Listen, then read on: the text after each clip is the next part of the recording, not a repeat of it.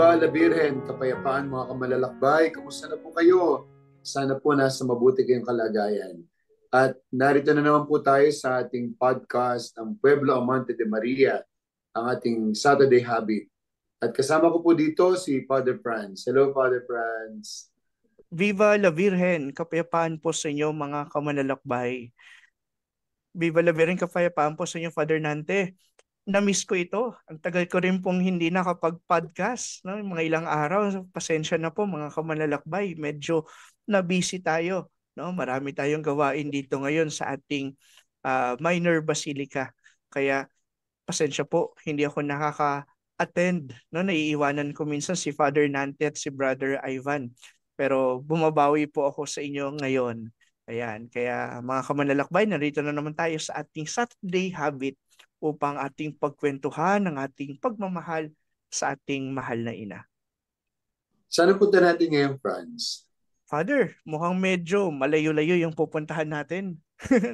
Biro lang po. No? Dito lang tayo sa Metro Manila, no? Sa Orduha Village, Caloocan City. Tayo ngayon ay magtutungo sa Diocesan Shrine and Parish of Our Lady of Fatima.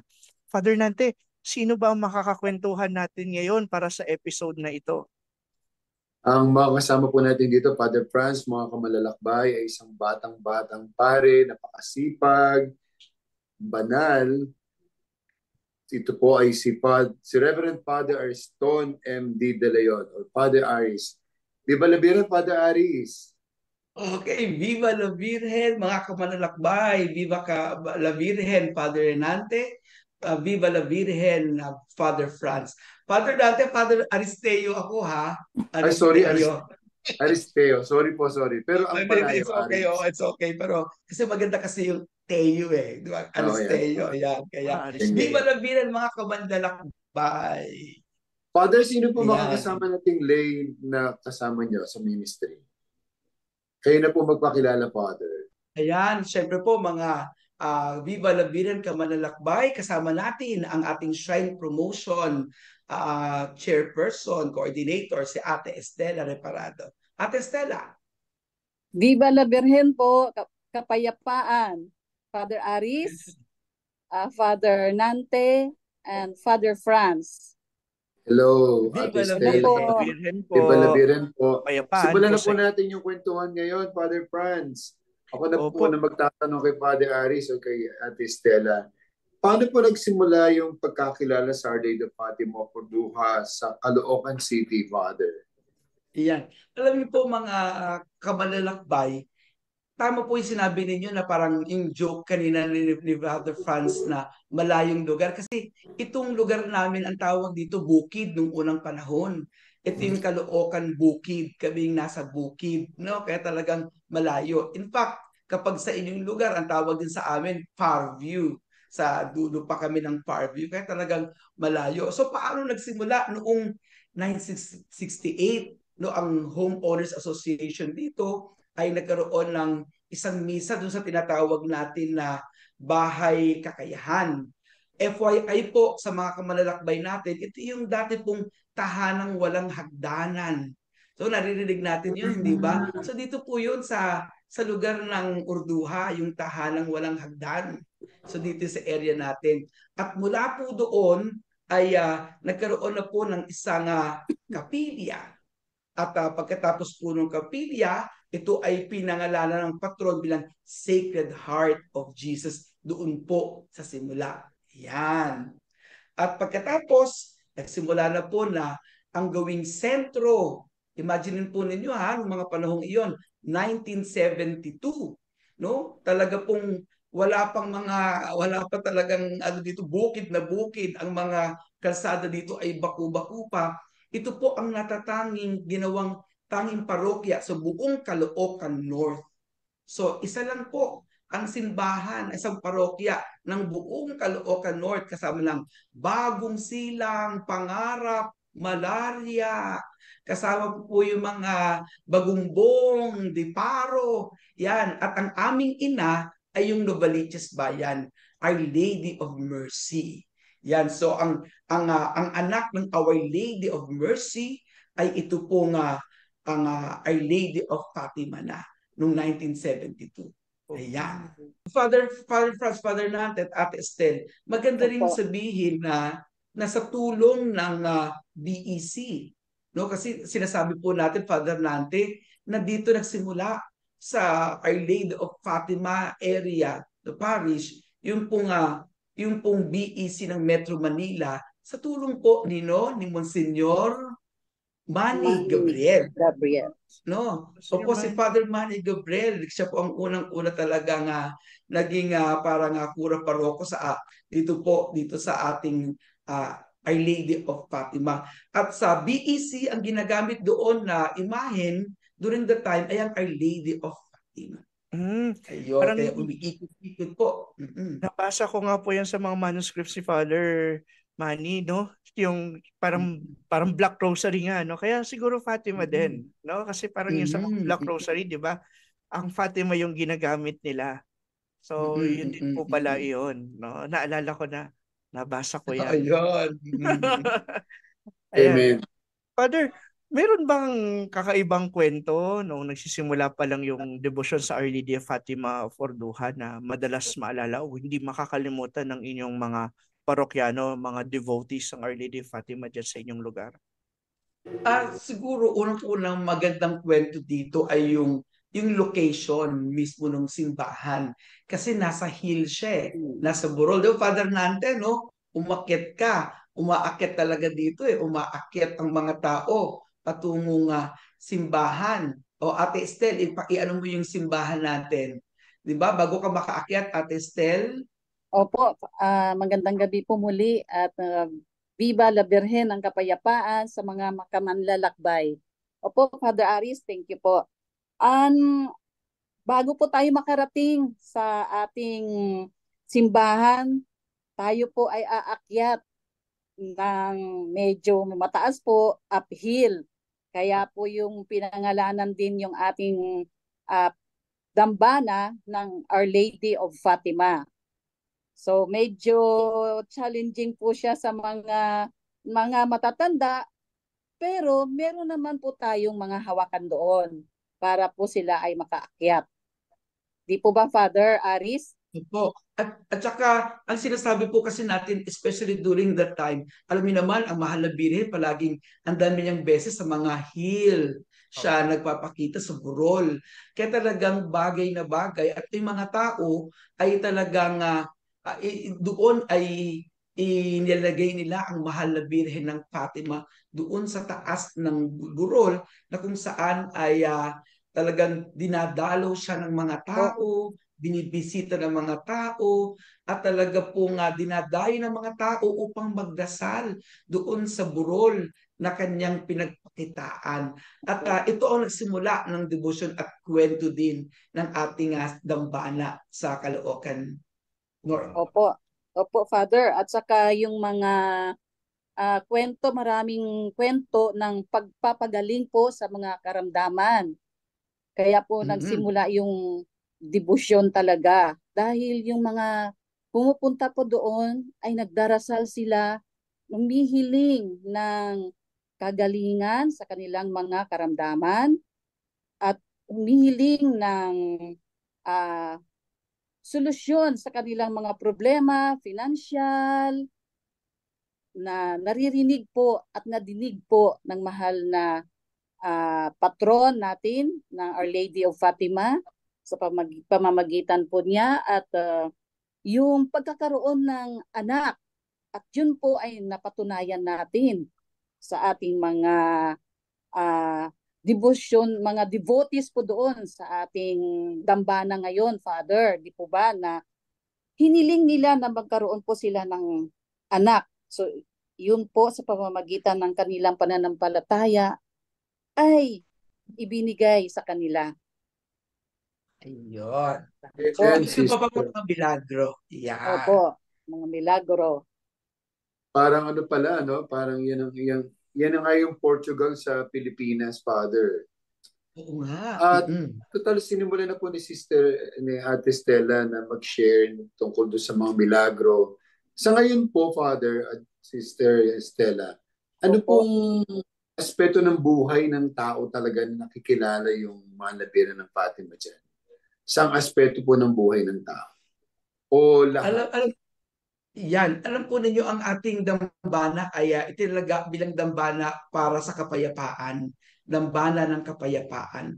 So kung makikita po natin dito, madaming mga tao ang na ang pupunta dahil nangangailangan ng kapayapaan. Tulad nga pag-akyat mo sa Buron, no? Pag-akyat mo pa lang ikaw ay parang umaalis na sa iyong buhay sa pag-akit mo, inihahanda mo ang sarili mo patungo doon sa makipagtagpo sa banal.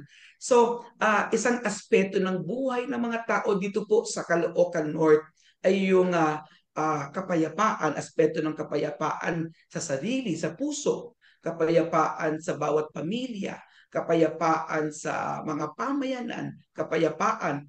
Yung kapayapaang ito ay hindi lang ito yung relationship, ito yung pagpapatawad, kagalingan, ito yung kapayapaan na talagang holistic kasi nga talaga namang nanggagaling kay Jesus sa pamamagitan ni Maria. So ito unang aspeto ay yung kapayapaan, Father Nante.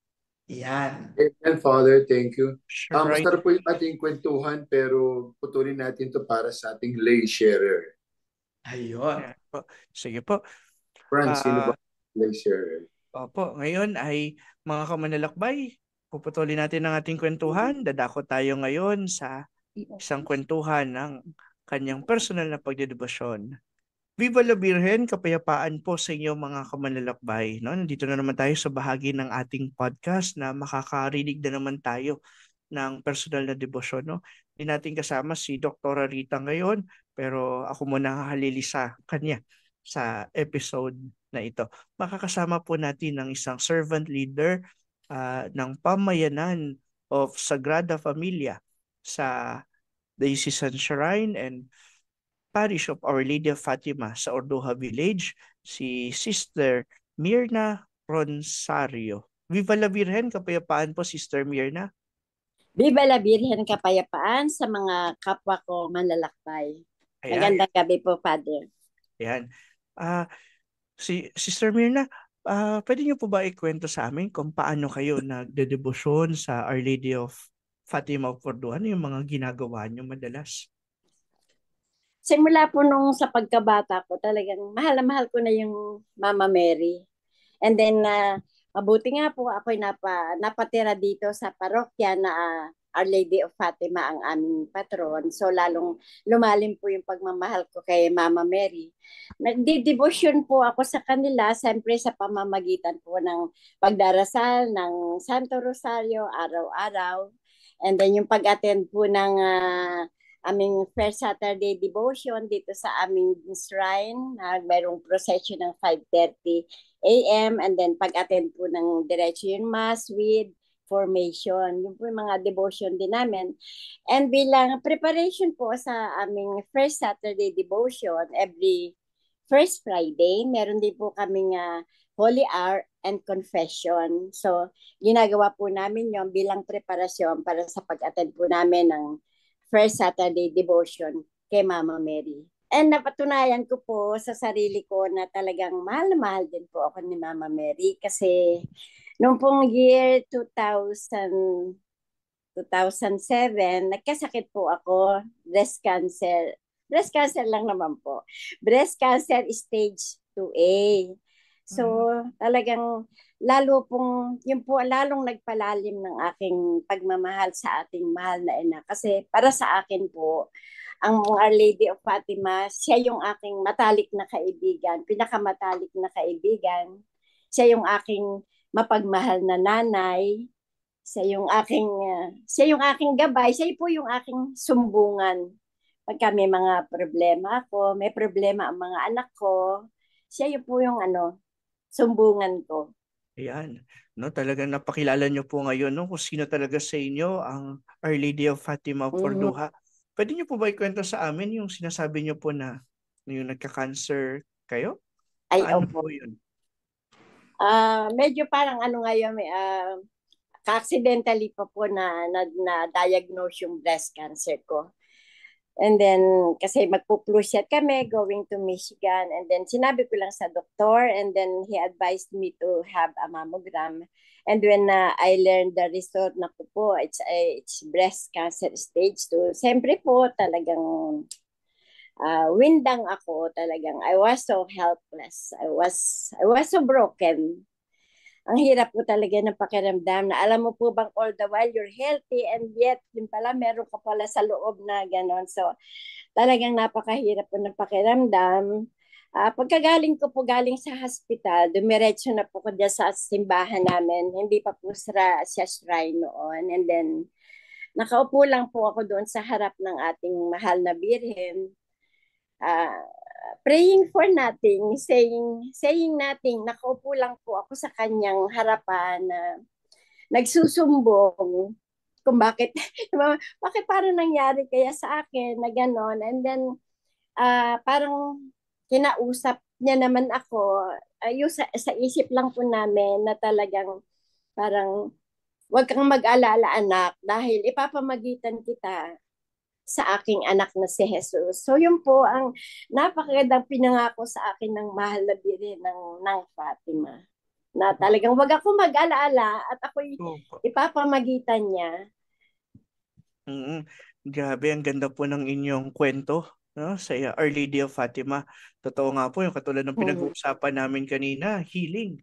Yes po, healing. Nandun din talaga ang pagpapagaling, no?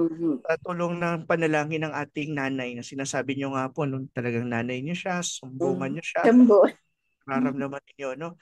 Kaya nga, tayo din mga kamanlalakbay, no? Meron tayong nanay, no? Na nandyan, ano man yung ating pangangailangan, ano man yung ating nararamdaman, isumbong natin sa Kanya, sabihin natin sa Kanya. No? Mauunawaan niya tayo, maiintindihan niya tayo, dadali niya ang ating mga panalangin sa Diyos at pagbibigyan tayo ng grasyang ating kinakailangan tulad ng nangyari kay Sister Myrna.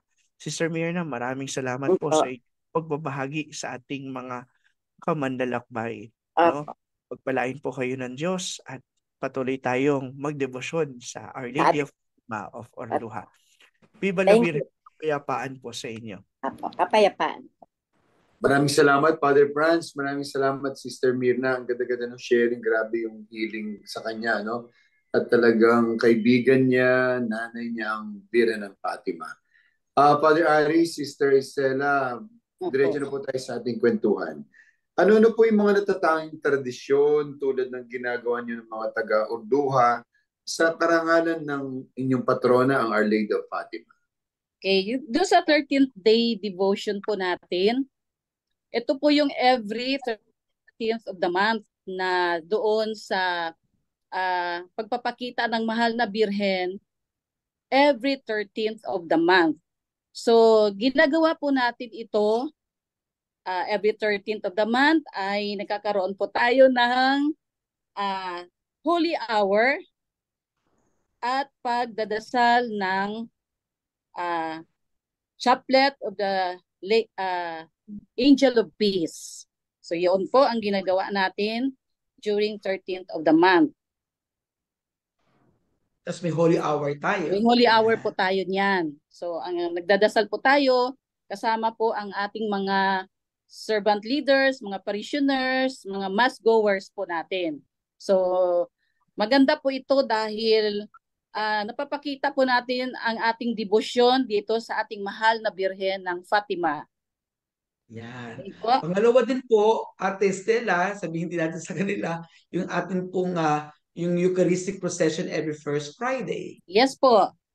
Meron po tayo niyan every first Friday, ang ating Eucharistic procession. At tayo po ay meron din holy hour, confession, at yung ating mass po na pinangungunahan po ng ating shrine rector and parish priest at ating mga kasamahan sa pananampalataya sa Our Lady of Fatima. Po. Yeah. At every first Saturday of the month, meron din po tayong dawn procession and praying of the rosary within the village of the dambana ng ating kapayapaan. So umiikot po tayo dyan dahil yun po ang ginagawa sa Portugal. So gagayahin din po natin dito sa ating shrine. Yun po.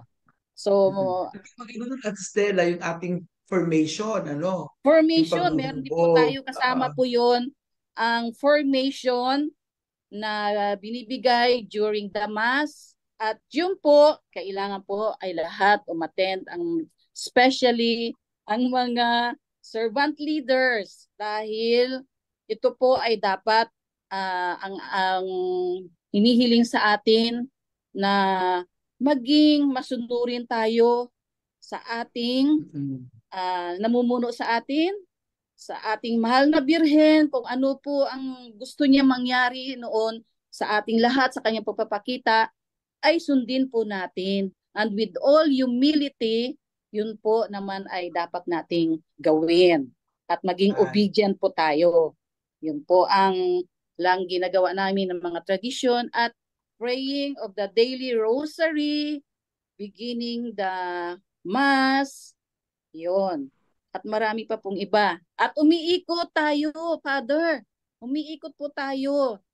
Tuwing Saturday, after ng ating Mass, iniikot po natin yung ating mahal na Birhen sa loob ng ating simbahan. At ito po ang maganda. Dahil meron po tayong 18 images plus 3 na karagdagang bagong pamayanan na kasapi na po sa ating dambana ng kapayapaan. So meron po tayong mga images na pinamigay, 21 images, ay plus 1 dahil meron tayong extra na dinadala sa establishment na doon po ay para ang mga nagtatrabaho doon, niikot din po yun sa kanilang pamilya. So maganda po ito dahil ito po ang mga tradisyon na lalong magpapalalim sa ating devotion sa ating mahal na ina ng Fatima. So gusto ko lang idagdag, Ate Stel, gusto ko lang idagdag, no, kasi bago tayo gumamit, Father Nante, Father Franz, ang kagandahan dito sa Fatima, yung, di ba usually yung mga black rosary, black rosary sa mga bahay-bahay lang. Ito po yung 21 na families, pupunta sila sa parokya, sa dambana ng Saturday. Tapos noon, yung pamilyang tatanggap, pupunta rin sila. So 2 families ang pupunta sa dambana, yung tumanggap ng 1 linggo, tapos yung tatanggap ng susunod na linggo. Tapos yung kaya parang mga pamilya ang pumupunta sa every Saturday, not only every first Saturday, but every Saturday, iba-ibang mga pamilya ang pumupunta upang ibalik ang mahal na Birhen at upang tumanggap ulit ng mahal na Birhen for 1 week. So ito yung isang magandang practice na nakita natin kasi aside from yung the promotion, syempre yung devotion, pinapalalim, tsaka yung the family that prays together, stays together. Yun ang inaano natin talaga dito. Amen. Grabe, napakasipag ka, Father, at saka Sister Stella. Sobrang para kay Mama Mary. Amen. Ayan. Thank you. Amen. So, At meron po ako idadagdag ng kaunti, Father. Okay lang po ba? Sige po. Meron pa po tayong palagi ang novena tuwing Sabado. Ito po ay sa nobina para sa mahal na ina. And then, Father, meron po tayong, ito po ay kaugalian na po natin na every September, meron po tayong Marian concert para sa ating mahal na ina.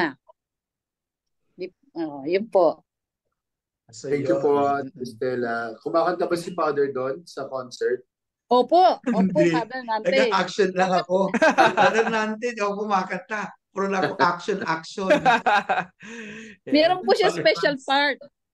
Punong-puno pala talaga ng activities, ng tradition. Yan po maganda sa isang shrine po ninyo, no? Talagang napopromote ninyo sa dami ng activities, no? Hands-on sa mga tao. Buhay na buhay talaga yung shrine nila, Father Franz. Buhay na buhay. Grabe. Po at Father natin, Father Franz, tatlo kasi yung aming talagang ito, dito kami umiikot-ikot. So devotion, tapos ng devotion, formation, tapos action. So Wow. palaging ganun siya. Devotion, kailangan siya may formation para mapalalim, at ang bunga ng paghuhubog, yung action. So Action. umiikot-ikot kami sa tatlo na yan. Devotion, Devotion, formation. formation, action. So Ganda. tatlo. Ayan. Yan. BFA. Mm. So, Amen. Father Opo. Franz, ano susunod nating tanong, Father? Father, yun nga eh. Busy kayo, no? Ang dami niyo pong talagang activities. Pero po kang samahan na talagang nakafocus sa pagpapalaganap po ng devotion sa Our Lady of Fatima ng Orduhat. Ano po yung mga ginagawa nila? sige, Ate Estel, yung ating shrine promotion. Ano po Opo, yung shrine promotion. So, Ayun. anong ginagawa daw ninyo, Ate Estel? Bilang chairperson po na itinalaga ni Father, a shrine promotion ministry, marami po kaming mga ginagawa. At ito po ay kapag ka may pupunta sa amin ng mga nagpipilgrimage, bumibisita, ito po ay tinatanggap po namin at Welcome. welcome. So, bigay po namin yung kaunting background, history ng ating dambana at yung ating mga ginagawa po. Opo, iniikot po natin sila sa ating dambana at meron kasi tayong adoration chapel po. So, yun po, dinadala po natin sila doon para mag-pray, and meron po tayong stampita na pinamimigay. Yun po yung isang ng aming promotion. So, nagkaroon po kami ng official stampita. Pwede ko po bang ipapakita, Father? Sige, pwede. Ito po yun. Pwede. Ito po, Father Nante. Ito po yung aming, sa ngayon po, ito pa lang po yung aming para at least makilala yung ating mahal na ina, meron tayong stampita. At meron po itong schedule ng mga masses at may prayer na dasal at sinasabi natin dito na pray the rosary always. Yan po. Kasi po mga kamalalakbay, bago lang po kasi kaming bago lang kaming shrine. So in fact, kaka-celebrate lang natin ng ika-second year eh. Oo, kaya sa Ate Estel, yung mga shrine promotion, nagsisimula pa lang tayo talagang mag-organize, at yung mga work, nagsisimula pa lang siya talaga ngayon. Yung kanilang mga gawain, yung kanilang mga, nagsisimula pa lang talaga tayo. And hopefully, ang target natin talaga ay makapag-produce tayo ng mga images ng Our Lady of Fatima para dumalaw sa mga ospital, dumalaw sa mga paaralan, dumalaw sa iba't ibang mga establishments. Yan, yun talaga, just to promote the devotion, at siyempre makapagdasal talaga ang mga tao. Yun ang shrine promotion natin. Siyempre, meron tayong katuwang sa pag-promote ang WAF, no, ang Yes World po. Apostolate of Fatima. Yan na very active din naman sa Diocese of Novaliches, na ang sentro dito din po sa shrine natin, ang sentro ng ating World Apostolate of Fatima ng Diocese of Novaliches. Yung talagang WAF, talagang madibdiban din ng ang promotion, talagang yung pagpapalalim ng mensahe talaga ng Our Lady of Fatima, lalong-lalo na ng Immaculate Heart of Mary na sinasabi ni Sister Lucia. So yung more or less yung dalawang yun, kakasama ng iba pang mga ministries ng ating parokya ang nagtutulong-tulong para talagang maisabuhay at maramdaman ang presensya ng mahal na Birhen ng Fatima dito po sa Caloocan North. Amen po, Father. Last question, Father, tsaka Sister Stella. Bilang deboto ng mahal na Birhen, paano niyo nakikita na nakakatulong ang debosyon sa Our Lady of Fatima of Orduha sa ating mga kamalalakbay, sa ating mga parishioners, lalong-lalo na po sa mga kabataan, Father? Yeah. Alam po ninyo, marami tayong unang-una yung syempre kailangan hindi lang dasal kailangan may action din, Father Donante and Father Franz. Kaya ang 'di ba ang bilang shrine talagang tayo ay daluyan tayo ng ng mga ng kawang gawa 'Di ba 'yun ang sinasabi sa atin? Kaya pinagtitibay natin unang-una syempre yung ating mga in terms of yung ating clinic, meron tayong Alay Kaloob Clinic dito. Tapos ang ating meron tayong mga syempre mga feeding program. Tapos ang tinitrain yung ating feeding program sa mga kabataan, may catechesis tayo diyan. Sa doon syempre ang ipinopromote natin yung Our Lady of Fatima sa mga feeding sites natin. Tapos kasama din noon ay yung mga ating job fair, yung ating mga training programs ng livelihood. Yan, so yung mga ganung bagay at ang mga kabataan katulad ngayon, nagsasama-sama ang kabataan natin dahil inilalagay natin sila sa lector commentator. Yung mga kabataan natin, lector commentator, meron tayo sa Asheret's Greeters and Collectors Ministry, meron tayong mga syempre mga altar servers, meron din tayong children's choir, youth choir. Yung lahat ng yan ay nakikita natin nagiging pag-asa pag-asa ng dambana ng Our Lady of Fatima ng Caloocan dahil sila yung mga susunod ng mga leaders na natin. At natutuwa ako dahil talagang kumpleto sila. So parang ganun po. Yan ang aspeto ng presensya ng simbahan ng Mahal na Birhen sa kanilang buhay. Yan. Amen, Father. Maraming salamat, Father, pero kailangan natin putulin itong ating sharing kasi total meron pa namang isang episode. Amen. Father Franz, ano ang ating challenge para sa ating podcast ngayon? Ayan, para sa ating do whatever He tells you. No? Maganda yung sinabi kanina ni Father Aris. No? At ito yung ginagawa din dapat sa mga dambana, yung DFA, no? Yung devotion, formation, and action. No? Kaya dapat magkaroon tayo ng devotion sa Our Lady of Fatima. No? Manalangin tayo sa Kanya. No? Then, formation, no? Kilalanin natin ang Our Lady of Fatima palalo. No? Lalo-lalo na ang Our Lady of Fatima ng Urduha. No? Mag-research tayo tungkol doon sa Kanya. At action natin ay ito. No? Tayo ay mag-promote ng kapayapaan. No? Ang Shrine of Our Lady of Fatima ng Urduha, tinatawag ding Shrine of Peace. No? Kaya tayo dapat makita sa atin yung kapayapaan, no? Sa pamamagitan din ng pagpopromote ng kapayapaan at sa pamamagitan ng meron tayong kapayapaan din sa ating sarili na binabahagi natin sa ating kapwa. Ibig sabihin niya, no? Iwasan natin yung paguluhan, yung pag-aaway-away, di pagkakaintindihan, kundi mas mag-promote tayo ng kapayapaan. Ang di gagawa ng challenge, Father, anong mangyayari? Pangit. Kayo din. Kayo pumangit. Kayo pumangit. Lagot kayo. Maraming salamat, Father Franz, sa ating challenge. Muli maraming salamat, Father Aris, Sister Ate Stella, Sister Mirna, maraming salamat. At maraming salamat sa inyo mga kamalalakbay dito sa ating podcast na ito. Tunay na talagang ang Mahal na Birhen, ang Birhen ng Fatima ay nanay nating lahat. Nanay natin siya sa lahat ng aspeto ng ating buhay. At sabi nga, hindi niya tayo iniiwanan at hindi niya tayo iiwanan magpakailanman.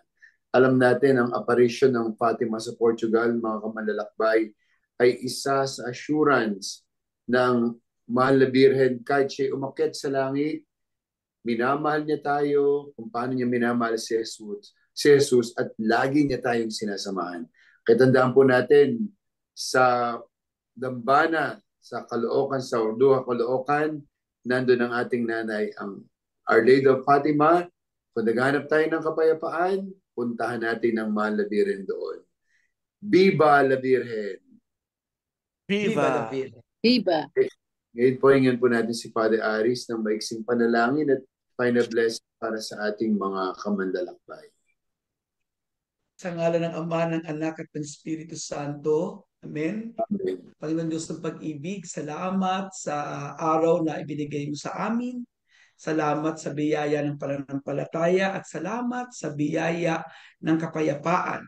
Salamat sa pagbibigay mo sa amin ng isang ina na nag-aalaga at nagpapagaling at higit sa lahat ay nagbibigay ng kapayapaan.